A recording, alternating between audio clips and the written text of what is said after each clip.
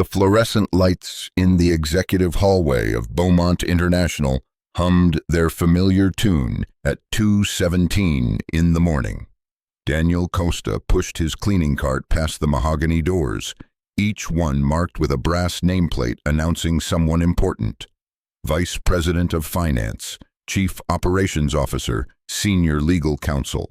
His own name existed only on a faded badge pinned to his Navy coveralls.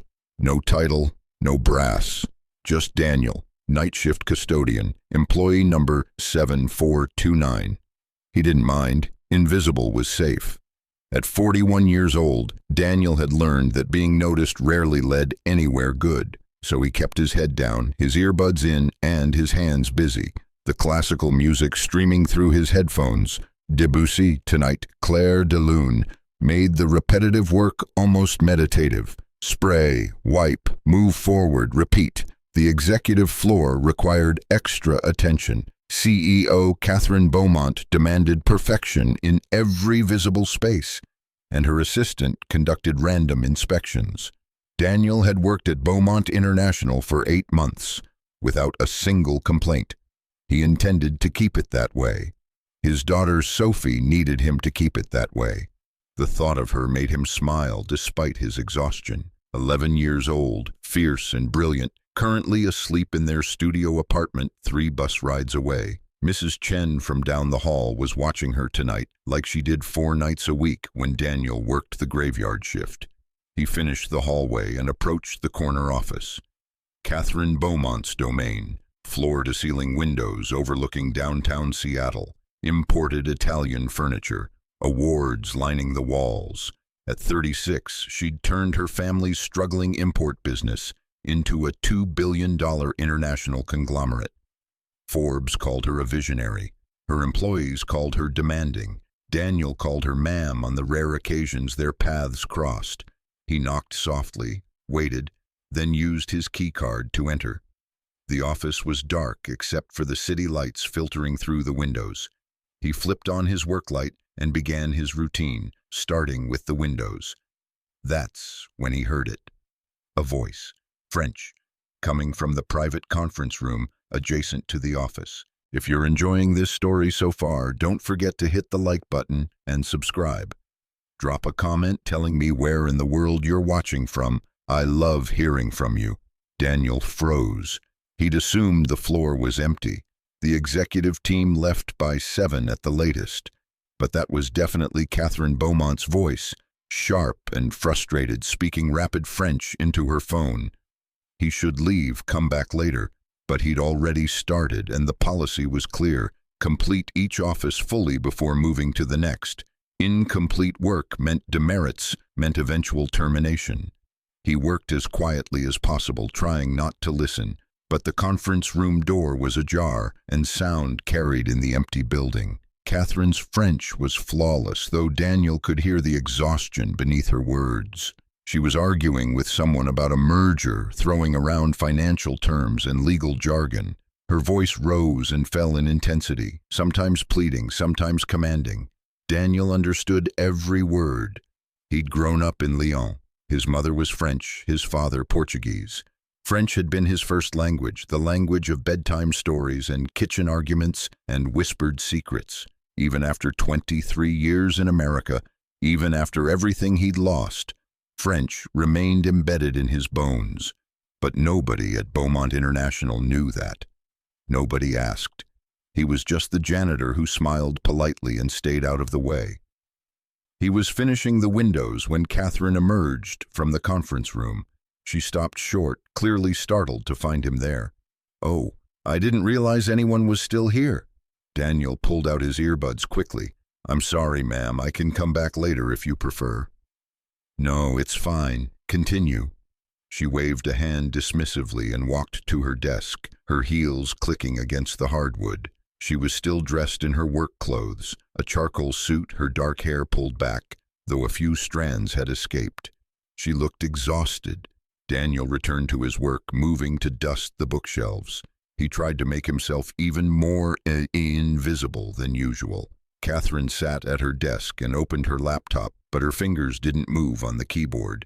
She just stared at the screen, her jaw tight. Then she picked up her phone and dialed. More French. This conversation was shorter, more controlled. She was speaking to someone named Philippe, confirming a meeting for tomorrow morning, 8 sharp. Her accent was perfect, but there was something slightly formal about it, like someone who'd learned the language through immersion programs rather than growing up with it. When she hung up, she sighed deeply and rubbed her temples. Daniel kept cleaning. Not his business, not his place to notice or care. He moved to empty her wastebasket. "Do you speak French?" The question came out of nowhere. Daniel looked up to find Catherine watching him with an expression he couldn't quite read. "I'm sorry, ma'am." "French. Do you speak it?" Her tone was casual, almost bored, but her eyes were sharp. Assessing. Something in Daniel's gut tightened. This felt like a test, though he couldn't say why. "No, ma'am, just English and some Portuguese from my father." It was a careful lie, the kind he'd perfected over the years. Admitting he spoke French might lead to questions. Questions led to conversations. Conversations revealed the past he'd worked so hard to bury. Catherine nodded slowly, still watching him. "Portuguese, that's interesting. My father was from Lisbon." True, but incomplete. The best lies always were. She turned back to her laptop, apparently satisfied. "Well, finish up. I have calls to make." "Yes, ma'am." Daniel worked faster, eager to leave. He could feel her attention on him, even when she was typing, like a weight against his back. He finished dusting, checked the private bathroom, and was heading for his cart when she spoke again. "Actually, before you go." She stood and walked to the conference room door, gesturing inside. "I spilled coffee earlier, on the side table. Could you take care of that?" "Of course." He followed her into the conference room. The space was dominated by a massive table, probably mahogany, surrounded by leather chairs. Papers were scattered across one end, contracts, printouts, sticky notes covered in handwriting. Catherine pointed to a small table near the windows. "There, I tried to clean it, but it's one of those antique pieces. I don't want to damage the finish." Daniel examined the stain. Not bad. He could handle it. He pulled supplies from his cart and got to work, carefully treating the wood. Catherine sat at the conference table, ostensibly reviewing documents, but Daniel caught her glancing at him several times. There was something calculating in her expression, something that made his shoulders tense.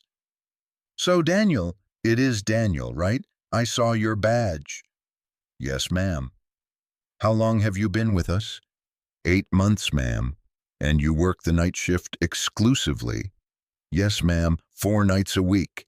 She made a non-committal sound and went back to her papers. But a moment later she spoke again, this time in French. The words came out casually, almost like she was talking to herself.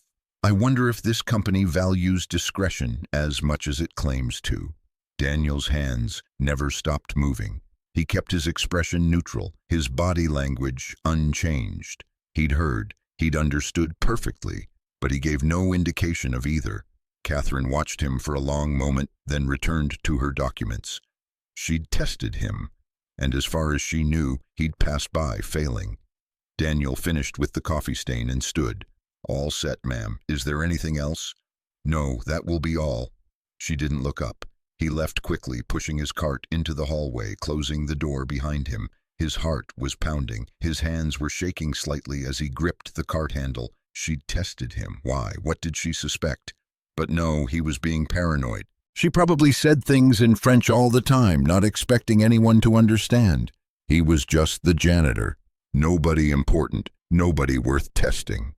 He finished the rest of the executive floor on autopilot, his mind churning. By 4 in the morning, he was clocking out, exhausted in more ways than one. The bus ride home gave him too much time to think. He stared out the window at the dark streets, the closed shops, the occasional person walking home from a late shift just like him. He thought about Catherine Beaumont's sharp eyes, her casual question, her too casual French comment, and he thought about why it mattered so much that nobody discovered he spoke French, because French connected him to his old life. To Professor Daniel Costa, who'd taught comparative literature at the Sorbonne's satellite campus in Lyon, to the man who'd published papers on Proust and Camus, who'd lived in a beautiful apartment in the 6th arrondissement, who'd been married to a woman named Celeste who laughed like music, to the man who'd lost everything when Celeste got sick. Breast cancer, stage 4 by the time they found it. Daniel had spent 2 years watching her fade, had spent every penny they had on experimental treatments, had flown her to specialists across 3 continents. Nothing worked. Nothing stopped it. She died on a Tuesday morning in March. Daniel held her hand and whispered poetry to her in French until her breathing stopped. The medical bills destroyed him. Their savings evaporated first, then his retirement account, then their apartment. He sold everything, furniture, books, her jewelry, all of it. It still wasn't enough. He took out loans, then more loans, to pay the first loans. When his visa complications arose during the chaos, paperwork he'd neglected, deadlines he'd missed while sitting in hospital waiting rooms, he didn't fight it. He couldn't afford a lawyer, couldn't afford to stay. He returned to America, the country of his birth that he'd left at 18 to study abroad. He arrived with 1 suitcase, a mountain of debt, and a 6-year-old daughter who asked every day when they could go home. There were no professor positions available, not without references, not with the gap in his resume, not with an outdated CV, and no energy to network. He needed work immediately, anything that paid, anything with a regular schedule so he could care for Sophie. He found a job washing dishes, then cleaning offices, then the night shift at Beaumont International, where the pay was slightly better and the hours meant Sophie was never home alone. He'd put his old life in a box and locked it away. Professor Costa died with Celeste. Now there was only Daniel, the janitor, the single father who took buses and counted pennies and tried not to remember what it felt like to discuss Baudelaire over wine in a cafe on the left bank. Speaking French would unlock that box, would invite questions he couldn't answer without revealing how far he'd fallen, how much he'd lost, how completely he'd failed the woman he loved. So no, he didn't speak French. Not anymore. Not where anyone could hear. The bus reached his stop at 5:30 in the morning. He walked the 3 blocks to his building, climbed the stairs to the 3rd floor, and quietly let himself into the studio apartment. Sophie was asleep on the pull-out couch, her brown hair spread across the pillow, her face peaceful. Mrs. Chen was dozing in the armchair, her knitting abandoned in her lap. Daniel touched her shoulder gently. She woke with a start. "Daniel, you're back. Everything okay tonight?" "Yes, Mrs. Chen. Thank you for staying." She gathered her knitting, patted his arm, and shuffled out. Daniel locked the door behind her, then stood for a moment, watching his daughter sleep. Sophie, his reason for everything, the only thing that had survived the wreckage. She had Celeste's eyes, her mother's quick smile, her brilliance, too. Sophie devoured books the way other kids devoured candy, and her teachers said she had a gift for languages. She was already fluent in Portuguese from talking with her grandfather on video calls. She wanted to learn French next. Daniel kept telling her they'd start lessons soon. He kept finding reasons to delay. He changed out of his work uniform and into sweats, then lay down on the floor beside the couch. He was too wired to sleep yet, despite the exhaustion. His mind kept returning to Catherine Beaumont, to that calculating look in her eyes, to the French words she'd spoken, testing him. I wonder if this company values discretion as much as it claims to. What had she meant? Was she testing the new employee, checking his honesty? Or had there been another reason, something more specific? He was overthinking it, exhaustion and paranoia. He needed sleep. But as he finally drifted off, his last conscious thought was of Catherine's face when she'd watched him clean. There had been something there, something curious, something that suggested this interaction wasn't over. At 7:45 in the morning, Sophie's alarm beeped. Daniel jolted awake, disoriented until he remembered where he was. Home. Safe. Time to be dad. "Morning, sweetheart." Sophie sat up, rubbing her eyes. "Morning, Papa. How was work?" Quiet, same as always. He stood, his body protesting. "How about we make pancakes?" Her face lit up. "Can we put chocolate chips in them?" "I don't see why not." They moved through their morning routine. Pancakes, definitely with too many chocolate chips. Sophie chattering about her upcoming book report on Charlotte's Web. Daniel helping her pick out clothes, fixing her hair, packing her lunch. He walked her to school at 8:30, holding her hand as they navigated the crowded sidewalks. Other kids rushed past with their backpacks, their parents in business suits talking on phones. Daniel in his worn jeans and hoodie, trying not to think about how he used to be one of those people, how Celeste used to kiss him goodbye at the school gate. "Papa, you look sad." He looked down at Sophie. She was watching him with those two knowing eyes. "Just tired, ma petite. You called me my little one in French again." He winced. "I did. Sorry, old habit. I like it when you speak French. It sounds pretty." She swung their joined hands. "Will you teach me someday?" "Someday soon, I promise." Another promise he'd probably break. Another piece of the past he couldn't quite share. They reached the school gates. Sophie hugged him tight, her small arms fierce around his waist. "I love you, Papa." "I love you too, Ma Sophie, more than anything." She ran off to join her friends, her backpack bouncing. Daniel watched until she disappeared inside, then turned toward home. He had 4 hours to sleep before he needed to pick her up. 4 hours to try to shut off his brain and rest. But as he rode the bus back, he couldn't stop thinking about tonight. About returning to Beaumont International, about whether Catherine would be there again, about whether she'd test him again, and about what would happen if he ever stopped pretending he didn't understand.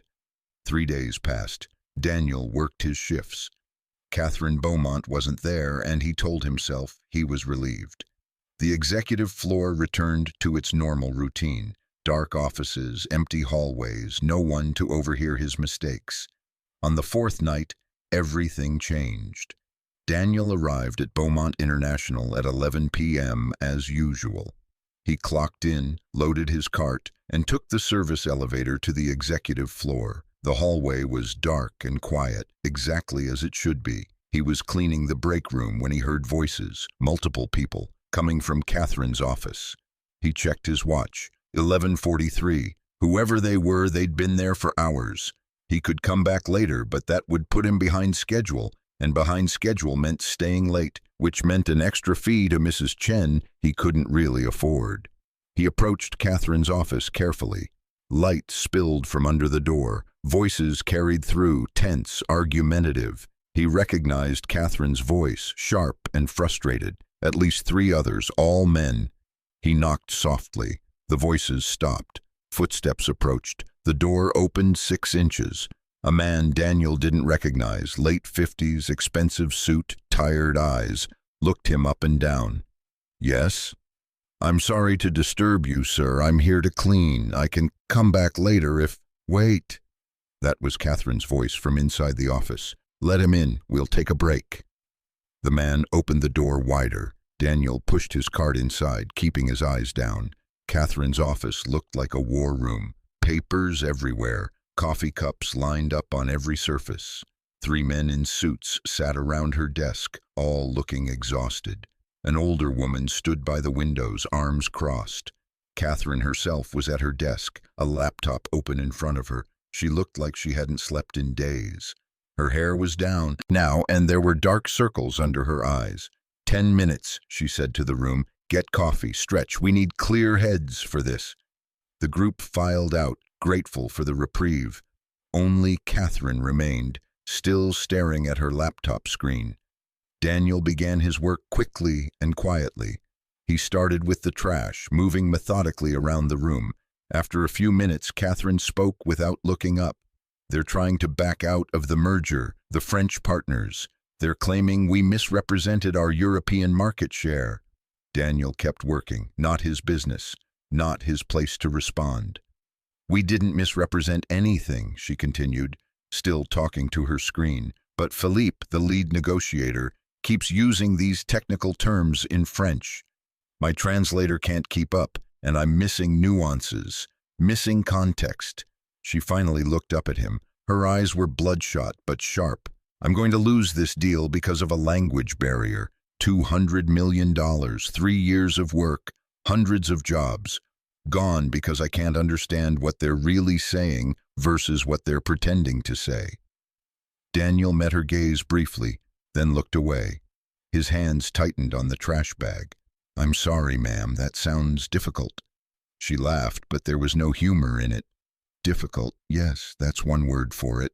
She stood and walked to the windows, her back to him. When she spoke again, her voice was softer, almost vulnerable. My father built this company from nothing. When he died, everyone said I'd run it into the ground. Too young, too inexperienced, too emotional. She pressed her palm against the glass. I've spent 5 years proving them wrong. This merger was supposed to be my legacy project, the thing that made them finally see me as worthy. Daniel wanted to leave, wanted to finish and get out before this got any more personal, but he couldn't stop cleaning, couldn't just stand there. I'm sure you'll find a solution, ma'am. Will I? She turned back to him. Do you know what the worst part is? Philippe keeps slipping into casual French. Idioms, regional expressions, things my translator can't catch. And I know, he's doing it deliberately, testing me, seeing if I'll catch the subtext. She walked back to her desk and picked up a document. Like here, she pointed to a clause. This word, délai. My translator said deadline, but I think... She stopped herself. I think it means something more aggressive in this context, like an ultimatum, but I can't be sure and I can't ask without showing weakness. Daniel's chest felt tight. He knew exactly what she was talking about. He'd read those kinds of contracts before, back when he was translating academic papers on the side for extra money. Délai could mean several things depending on context. In contract law, combined with the phrasing around it, it likely meant time limit with consequences, absolutely an ultimatum. She could lose everything because she didn't understand that distinction. Maybe a different translator, he offered weakly. There's no time. The final meeting is tomorrow morning, 8 a.m. Felipe will be on video call from Paris, and I have one chance to respond to his counteroffer. She sat down heavily. One chance to save this entire deal, and I'm going in half blind. Daniel finished emptying the trash. He should leave, should wish her luck and get back to work. Instead, he heard himself say, what if someone could help? With the French? She looked up at him confused. My translator will be there, but no, I mean someone who really understands. Native level, someone who could catch those idioms, those contextual shifts. Catherine's eyes narrowed. Do you know someone? This was it. The moment. He could step back, say he'd heard of a service, make something up, or he could open that locked box and deal with the consequences. He thought of Sophie, of her school fees, of the field trip permission slip he'd had to say no to because they couldn't afford the $40, of the way she'd smiled and said it was okay, Papa. I didn't really want to go anyway. A lie told with love. He thought of Celeste, who had always pushed him to use his gifts, to not hide his light under a bushel. He thought of the number in his bank account, $273 until next payday. Yes, he said quietly, I know someone. Who? He met her eyes directly for the first time, really met them. Me, Madame Beaumont, je parle français couramment. I speak French fluently. The words hung in the air between them. Catherine's expression cycled through shock, confusion, and something that might have been anger. She stood slowly. You speak French? Yes. You told me you didn't. You asked if I spoke French. I said no. He kept his voice steady. I lied. Why? The word came out sharp. How could he explain? How could he make her understand that speaking French meant admitting he'd once been someone else, someone better, someone who had failed so completely that he'd ended up here? Because speaking French connects me to a life I lost, to a person I'm not anymore, and it was easier to pretend that person never existed than to explain what happened to him. Catherine stared at him for a long moment. He could see her reassessing, recalculating, seeing him differently. "You speak French," she repeated, as if testing the truth of it. "I do, fluently. I grew up in Lyon. My mother was French. He stopped. "I used to teach literature, comparative literature, French and Portuguese. Before." "Before what?" "Before my wife got sick. Before I lost everything trying to save her. Before I came back to America with my daughter and no money and no options." He swallowed hard. "Before I became the janitor." Silence filled the office. Catherine just looked at him, her expression unreadable. Then she spoke again, this time in rapid French, complex, full of idioms, the kind of French that revealed whether someone truly knew the language or had just memorized textbooks.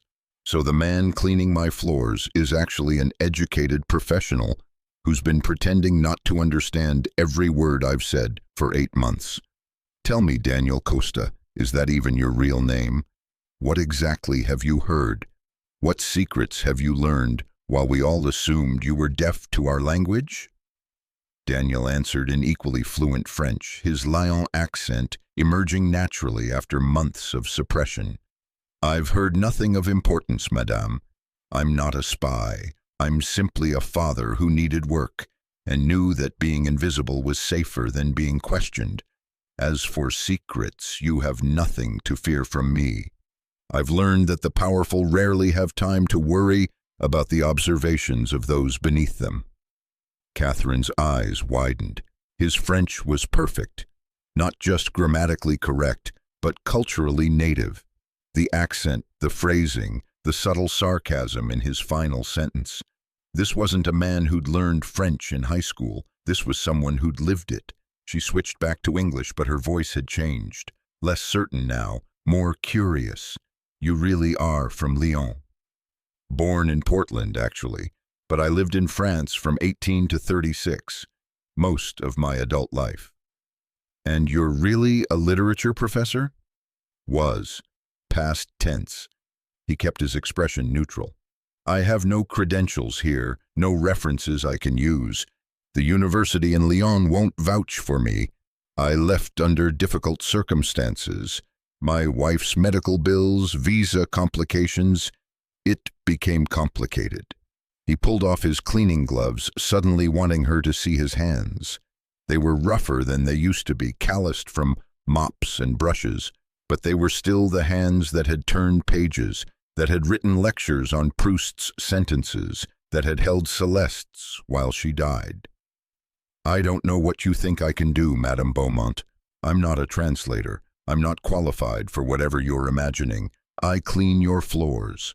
That's the extent of my usefulness to this company." Catherine walked around her desk, moving closer to him. She picked up the contract document again. "Read this paragraph. Tell me what it really says." She handed it to him. Daniel hesitated, then took it. The French was dense, legal terminology mixed with business jargon, but as his eyes moved over the words, everything came back. The years of reading, analyzing, interpreting. He could see the structure beneath the language, the intent beneath the words. "They're not backing out," he said slowly. "They're repositioning for more favorable terms. This phrase here, compte tenu des circonstances actuelles, given the current circumstances. It sounds neutral, but in combination with this clause about market assessment, they're implying you've been dishonest about European penetration. They're building a case for renegotiating the price downward." Catherine leaned against her desk. "That's what I thought, but I wasn't sure. And this word, délai, you were right. In this context, it's an ultimatum. They're giving you 48 hours to accept their new terms, or they walk entirely." He set the paper down. "They're not leaving room for counter-negotiation. This is take it or leave it. Except Philippe hasn't said that explicitly. He's keeping it subtle, deniable, which means he expects you not to understand. He's counting on you missing the subtext." Daniel met her eyes. "He thinks you're going to show up to that meeting tomorrow blind." But I'm not anymore. A smile played at the corner of Catherine's mouth, not warm but calculating, because I have you. You have a janitor who admits he lied about his language skills. I'm not sure that's as useful as you think. You're a professor who speaks native-level French and can read corporate strategy between the lines. She straightened. That's extremely useful. That might just save this deal. Daniel shook his head. I can't just walk into a merger negotiation. I have no legal standing, no credentials, no... You'll be my personal consultant. Temporary position. I'll pay you $5,000 for tomorrow's meeting. The number hit him like a physical force. $5,000, enough for 6 months of Sophie's after-school program, enough for her field trips for the rest of the year, enough to stop lying awake at night calculating whether they could afford new shoes when her current ones wore out. That's too much. It's nothing compared to what this deal is worth. And frankly, it's less than you'd charge if you were an actual consultant with a fancy website and an office. She pulled out her phone. What's your daughter's name? Sophie. She's 11? Daniel's protective instincts flared. How do you know? Your employee file, emergency contact. Sophie Costa, daughter, age 11. School is listed as Webster Elementary. Catherine's voice softened slightly. I'm not threatening you, Daniel. I'm explaining why you're going to say yes. Because fathers do what they must for their children. I understand that better than you might think. She walked to the windows again, looking out at the city lights. My father died when I was 28, left me this company and 1 million people telling me I'd fail. I've worked 18-hour days for 5 years to prove them wrong.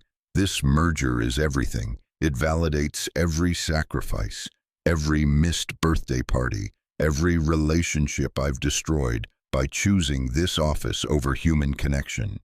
She turned back to him.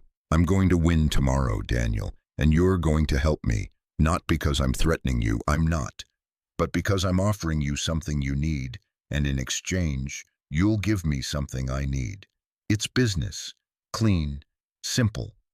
Daniel looked at her, really looked, at the exhaustion carved into her face, at the desperation hiding beneath her confidence, at the loneliness that came with power. She wasn't so different from him. Both of them drowning, both of them doing whatever it took to survive. What exactly would I need to do? Catherine's expression shifted to something like relief. Tomorrow morning, 8 a.m., you'll sit in on the video conference with Philippe. You'll listen to everything he says, every word, every pause, every tonal shift. You'll watch for what he's not saying. And you'll tell me what's really happening so I can respond effectively. And if your team asks why the janitor is suddenly in a merger negotiation, they won't. You'll be off camera, in the room but not visible. Philippe will never know you're there. She paused. And afterward, if this works, if we close this deal, I'll give you something more valuable than money. What? A choice. You can stay in the shadows, stay invisible, keep cleaning floors, or you can step into the light. I can't give you your old life back. I can't make you a professor again, but I can give you work that uses your mind instead of just your hands. I can give you dignity, a future, options for Sophie. Daniel's throat tightened. He thought of Sophie asking when he'd teach her French, thought of the books he couldn't buy her, thought of the life he'd once imagined for her, university, travel, possibilities that seemed to slip further away with every double shift he worked. This is insane, he said quietly. Probably, but I'm desperate and you're brilliant, and sometimes the universe puts the right person in the right place at exactly the right moment. She extended her hand. Help me win tomorrow, please.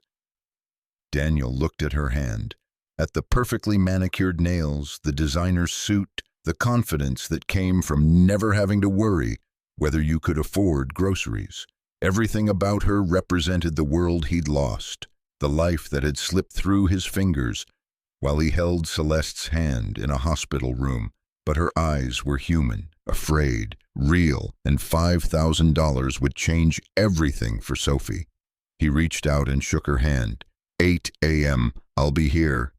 Catherine's grip was firm. Thank you. Don't thank me yet. If I'm wrong about what they're saying, you're not wrong, I can tell. She released his hand. Go home, Daniel. Get some rest. Tomorrow everything changes.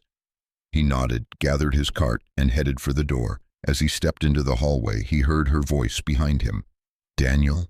He turned back. She was standing in her doorway, silhouetted against the office lights. Why did you finally tell me? You could have kept lying, could have stayed invisible. He thought about the question, about all the reasons, the money, Sophie's needs, the opportunity. But what came out was simpler, more honest.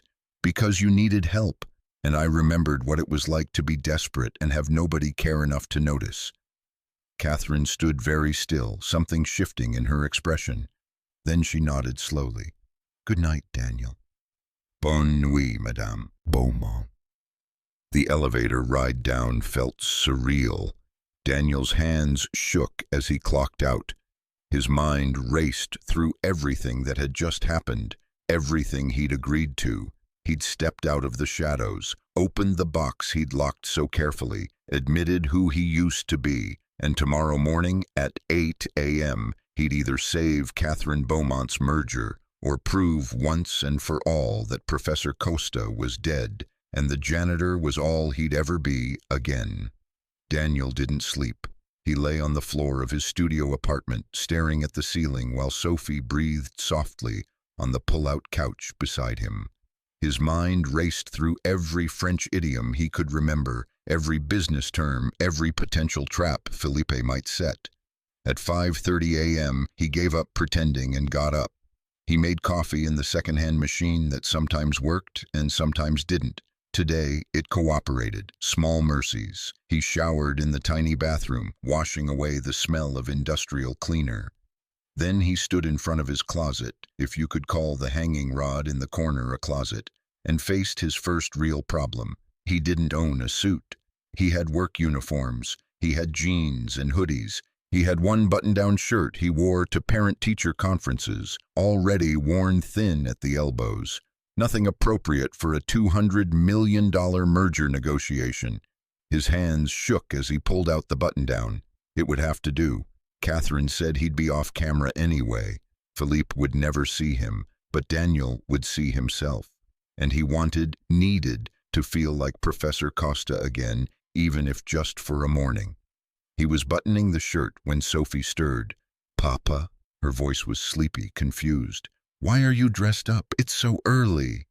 He sat on the edge of the couch, smoothing her hair back. I have a special meeting this morning, ma petite, before my regular shift. A meeting? She sat up, suddenly alert. Like a grown-up meeting? Yes, with the CEO of the company. Sophie's eyes went wide. The CEO wants to meet with you. Papa, that's amazing. Did you get promoted? The hope in her voice nearly broke him. Not exactly. She needs help with something. French translation. It's just for today. You're going to use your French? Sophie practically bounced. Papa, you never use your French for work. This is so cool. He managed a smile. Maybe. We'll see how it goes. You'll be amazing. You're the smartest person I know. She hugged him fiercely. Mama would be so proud. Daniel's throat tightened. He held his daughter close, breathing in the scent of her strawberry shampoo, trying not to think about Celeste, about all the ways he'd failed to live up to her faith in him.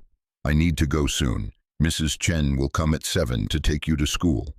Okay. Sophie pulled back, studying his face with those too perceptive eyes. Papa, you look nervous. I am nervous. Don't be. You're going to show them who you really are. She grinned. Professor Papa, not just Janitor Papa. He kissed her forehead. When did you get so wise? I learned from the best. Daniel left the apartment at 6:45, his worn canvas messenger bag, a relic from his teaching days, slung over his shoulder. Inside were his old reading glasses, a notebook, and a pen.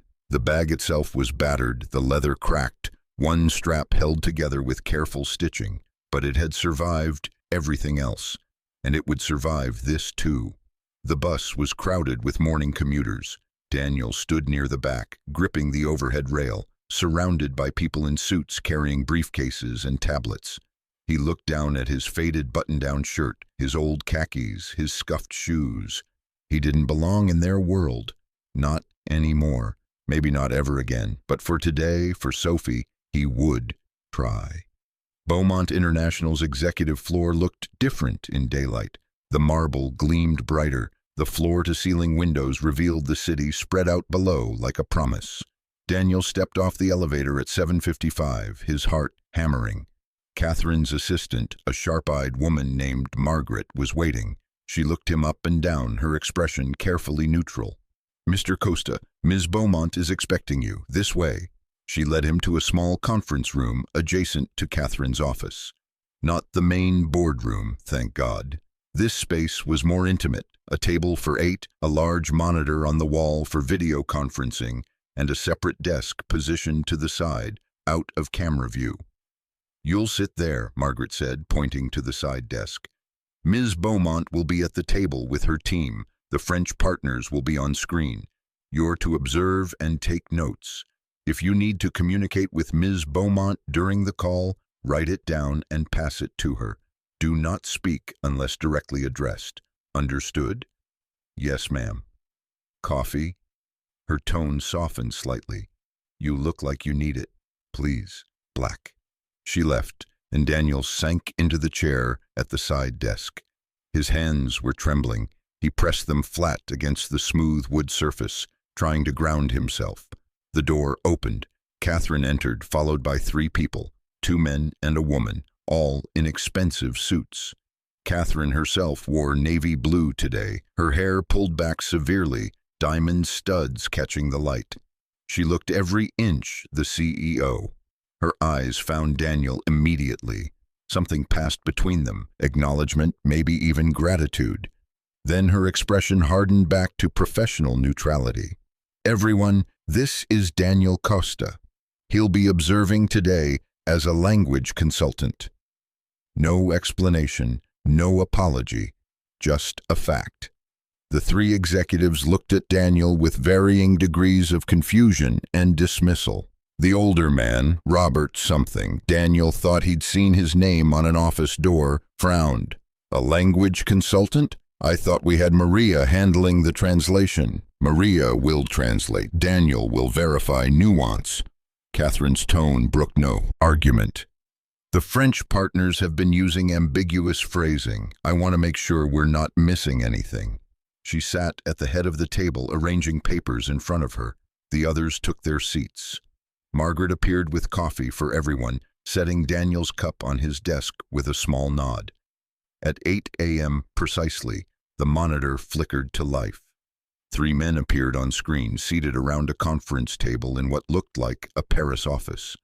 Morning light streamed through windows behind them. The man in the center was older, maybe 60, with silver hair and an expression of cultivated boredom. Philippe Moreau, Daniel assumed. The other 2 were younger, one tall and thin with wire-rimmed glasses, the other stockier with a carefully trimmed beard. All 3 wore suits that probably cost more than Daniel made in 6 months. "Bonjour, Madame Beaumont." Philippe's smile didn't reach his eyes. "Shall we begin?" "Good morning, Philippe. Yes, let's get started." Catherine gestured to her team. "You remember Robert Chen, our CFO, and Jennifer Walsh, our legal counsel. And this is David Kim from operations." Pleasantries were exchanged in English. Then Philippe switched to French. "Madame Beaumont, before we proceed, I must express my concerns about the figures you presented last week regarding your European distribution network." Maria, the translator, a middle-aged woman sitting to Catherine's left, began interpreting. "Mr. Moreau says he has concerns about the European distribution figures from last week." But Daniel heard the subtext. The way Philippe emphasized "express my concerns" in French, it wasn't just concern.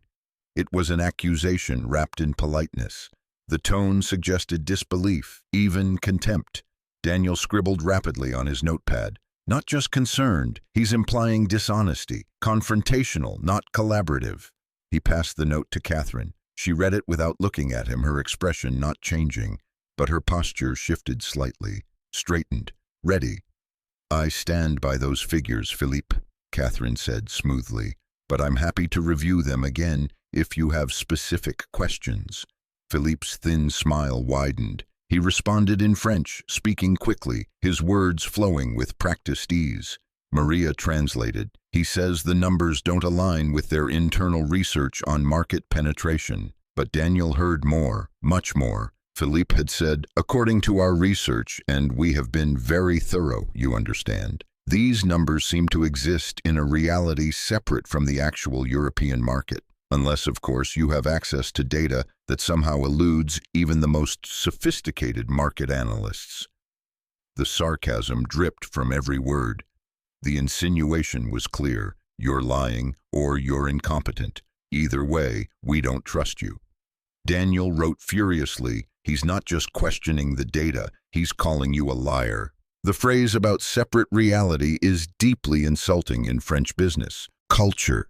He's testing whether you'll catch it and defend yourself or miss it and look weak. Catherine read the note. Her jaw tightened imperceptibly. Then she leaned forward, her voice cool but firm. "Philippe, I appreciate thorough research. Our European division has been operating for 8 years with consistent growth. If your analysts found different numbers, I'd be interested to see their methodology. Perhaps there's a discrepancy in how we're defining market penetration." A flicker of surprise crossed Philippe's face. He hadn't expected her to push back with such precision. The meeting continued. For the next 40 minutes, Daniel listened with every fiber of his being. He caught the subtle insults Philippe wove into seemingly neutral statements. He noticed when the thin man with glasses would interject in rapid French, using regional idioms that Maria couldn't possibly catch without extensive cultural knowledge. If you're hooked on this story, make sure to subscribe and turn on notifications so you never miss an upload. Your support means everything and helps me bring you more emotional stories like this one. "Faire la grasse matinée," the thin man said at one point, in reference to Catherine's team missing a deadline. Maria translated it as sleeping in, but the phrase carried implications of laziness, of unprofessionalism. Daniel's note, not just sleeping in, he's calling your team lazy and incompetent, deliberate insult. Catherine's response was immediate. "Actually, Jacques, my team was up until 3 a.m. ensuring our compliance documents were flawless. I believe that's the opposite of lazy, but perhaps you define dedication differently in Paris." The room temperature seemed to drop 10 degrees. The French team exchanged glances. Philippe recovered quickly, switching topics to financial terms. But Daniel noticed something else now. The way Philippe's body language changed whenever Catherine successfully countered his subtext. The slight tightening around his eyes, the way his fingers drummed once, twice against the table before he spoke again. Philippe was frustrated. He'd planned to dominate this negotiation through linguistic manipulation, and it wasn't working. The meeting reached its critical moment an hour in. Philippe leaned back in his chair, steepling his fingers in that universal gesture of power and judgment. He spoke in French, his tone almost bored. "Madame Beaumont, let us speak plainly. The terms you have proposed are, frankly, insulting to a partnership of this magnitude. We are offering you access to European markets that would take you decades to penetrate independently. In return, you offer us terms that suggest you believe we are desperate or foolish, perhaps both." Maria stumbled over the translation, catching only the surface meaning. "Mr. Moreau says the terms need to be reconsidered for a partnership of this size." But Daniel heard the threat beneath. Philippe had just called Catherine's offer insulting, implied she was treating them like fools, and suggested they might walk away entirely. Daniel's hand moved across the paper. "This is the ultimatum. He just called your terms insulting and implied you think they're desperate or stupid. He's giving you one chance to counter before they walk. The language is deliberately harsh. He wants you to panic and concede." He passed the note to Catherine, watched her read it, watched something shift in her expression, not panic, but clarity. She looked directly at the camera, directly at Philippe, and she responded in perfect French. Philippe, let me speak plainly as well. I don't think you're desperate or foolish. I think you're experienced businessmen who recognize an exceptional opportunity when you see one. And I think that pretending to be offended by fair terms is a negotiating tactic that might work with someone who doesn't understand the game. But I understand it very well. The conference room went dead silent. Philippe's expression froze. Behind him, the two other men looked genuinely shocked. Catherine continued, still in French, her accent flawless. My offer is fair. Your counter-proposal, which you've been building toward for the past hour through increasingly aggressive language, is designed to make me doubt myself and accept terms favorable to you at my expense. I appreciate the strategy. It's well executed. But I'm not interested in being manipulated. She switched back to English, her tone professional but firm. So here's what's going to happen. We'll take a 30-minute break. You'll discuss among yourselves whether you want a genuine partnership based on mutual respect and fair terms, or whether you want to continue playing games. If it's the latter, we're done. If it's the former, we'll move forward. Your choice. She stood. We'll reconvene at 9:45. Then she muted the call, leaving 3 stunned French executives frozen on the screen. Robert Chen looked like he'd been struck by lightning. Catherine, what just happened? Negotiation, Robert, real negotiation. She turned to Daniel, and for the first time since the meeting started, she smiled. Really smiled. Take a walk with me. They left the conference room, Catherine leading Daniel down a corridor he'd only ever cleaned, never walked as a guest. She pushed open a door to a small balcony overlooking the city. A private space, clearly not for regular employees. The morning air was crisp. Catherine leaned against the railing, closing her eyes briefly. Thank you, she said quietly. Without you, I would have lost that negotiation in the first 10 minutes. Daniel stood beside her, his heart still pounding from the intensity of the last hour. You would have figured it out. No, I wouldn't have. She opened her eyes, looking at him directly. Maria is a perfectly competent translator, but she was giving me words, not meaning. You gave me intent, strategy. You gave me the ability to see what Felipe was actually doing. He underestimated you. He underestimated us. Catherine turned to face him fully. I need to know something, Daniel. Why did you become a janitor? I understand about your wife, about the medical bills, but a man with your skills, your education, you could have found other work. Academic work, translation work. Why this?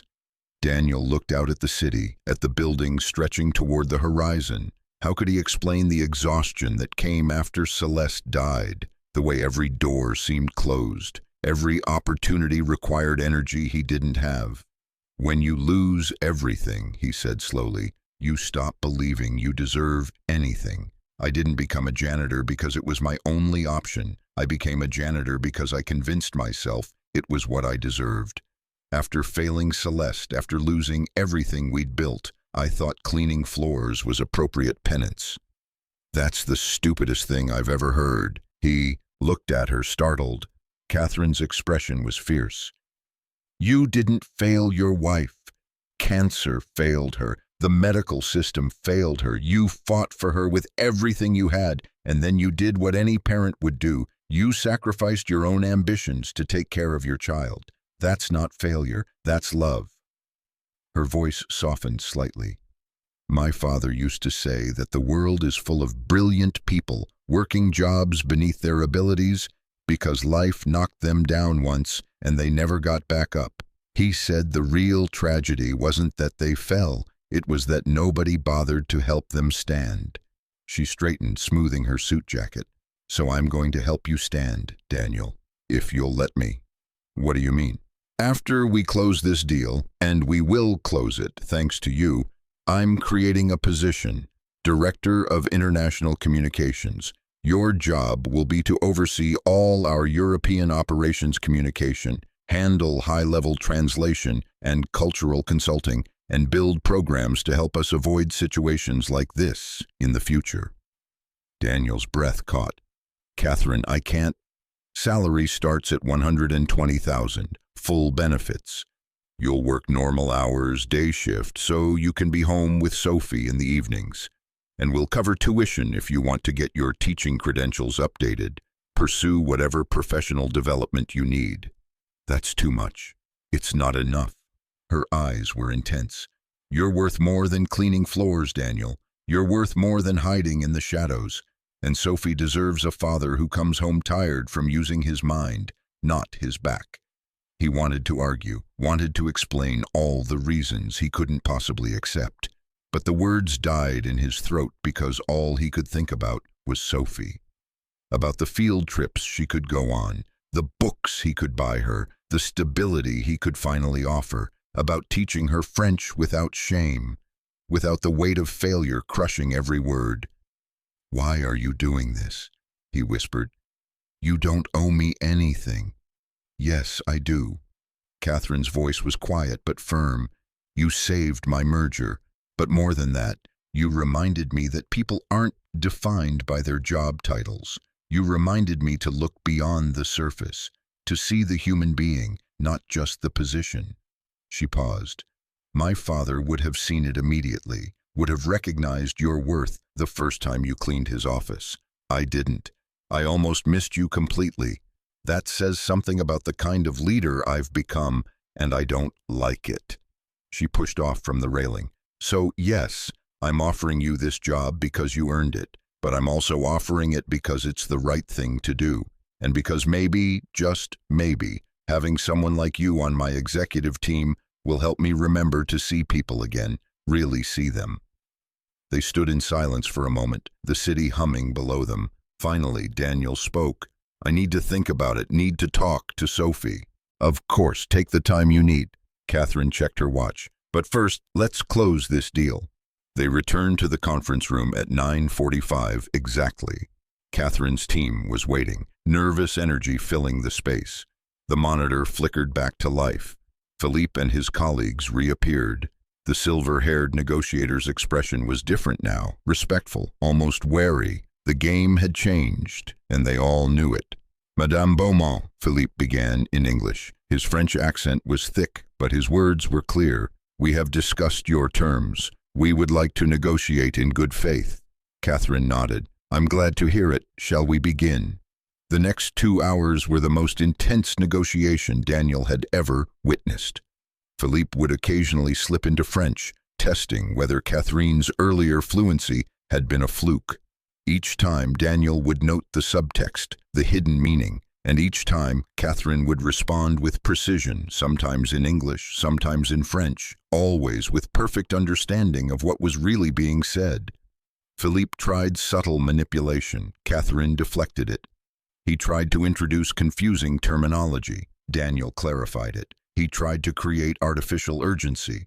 Catherine countered with patience. By noon, they had a deal. Not the original terms either side had wanted, but something better, something built on actual negotiation rather than linguistic trickery.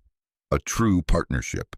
When Philippe signed the digital contract on screen, he looked directly at Catherine and said in French, You are a formidable opponent, Madame Beaumont. I admit I underestimated you. Catherine responded in kind, and I had excellent help. Never underestimate the value of seeing what's hidden in plain sight. Philippe's eyes narrowed slightly, as if wondering who had helped her, but he said nothing more.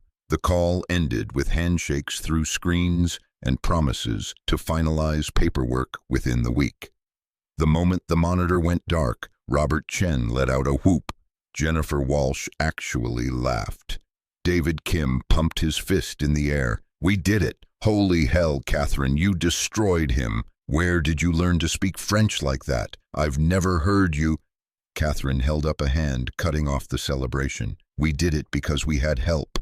She gestured to Daniel, who had been sitting silently at his side desk throughout the entire negotiation, now forgotten in the excitement. Everyone, meet Daniel Costa. He's the reason we didn't get played like amateurs. Every time Felipe tried to manipulate us through language, Daniel caught it and warned me. Robert's eyes widened. Wait, the language consultant is the night janitor, Catherine finished, who happens to be a former literature professor from Lyon, with a gift for seeing through exactly the kind of sophisticated manipulation Felipe was trying to pull. Jennifer Walsh stared at Daniel with new eyes. You understood everything they were saying. Everything. Yes, ma'am. And you noticed what our translator missed. Maria translated the words correctly. I just provided context. David Kim walked over to Daniel's desk and stuck out his hand. Well, thank you, man. Seriously. You just saved all our jobs. Daniel shook his hand, overwhelmed by the sudden attention. The room buzzed with relief and excitement, everyone talking over each other, already planning celebratory drinks. Catherine let them have their moment. Then she walked to Daniel's desk and spoke quietly, for his ears only. Think about my offer, please. You belong here, Daniel, not in the shadows. Here. She squeezed his shoulder once, then turned back to her team, immediately shifting into post-merger logistics mode, assigning tasks and setting timelines. Daniel gathered his notes, his hands still shaking slightly from adrenaline. He slipped out of the conference room while everyone was distracted, taking the elevator down to the ground floor in a daze. He had saved the merger. He had used his French, his skills, his education, the parts of himself he'd buried, and it had worked. It had mattered. And Catherine was offering him a way out, a real job, a future. He stepped out of the building into the midday sun and pulled out his phone. He had 3 hours before he needed to pick up Sophie from school. 3 hours to process what had just happened. 3 hours to decide whether Professor Costa could rise from the dead. He walked to a nearby park and sat on a bench, watching parents push children on swings, watching joggers pass by, watching the world move around him while his own world shifted on its axis. His phone buzzed. A text from Catherine. The $5,000 will be in your account by end of business today, as promised. Think about the rest. See. $5,000. More money than he'd seen at once in years. He thought about Celeste, about what she would say if she could see him now. She'd tell him to take the job. She'd tell him to stop hiding. She'd tell him that Sophie deserved to see her father use his gifts, not bury them. But fear was a powerful thing. Fear of failing again. Fear of stepping into the light only to be thrown back into darkness. Fear of hoping for something better and having it ripped away. His phone rang. Sophie's school. His heart leaped. Was she okay? Mr. Costa, this is Principal Davidson. Is Sophie all right? Oh yes, she's fine. I'm sorry, I didn't mean to worry you. I'm calling because Sophie's teacher mentioned that you might be available for our career day next month. Sophie told her that you used to be a professor, that you speak multiple languages. We'd love to have you come talk to the students about literature or language learning or international education. Daniel's throat tightened. Sophie had told them about Professor Papa, about who he used to be. Yes, I think I could do that. Wonderful. I'll send you the details. Sophie speaks so highly of you, Mr. Costa. She's very proud of her father. He hung up, tears pricking his eyes.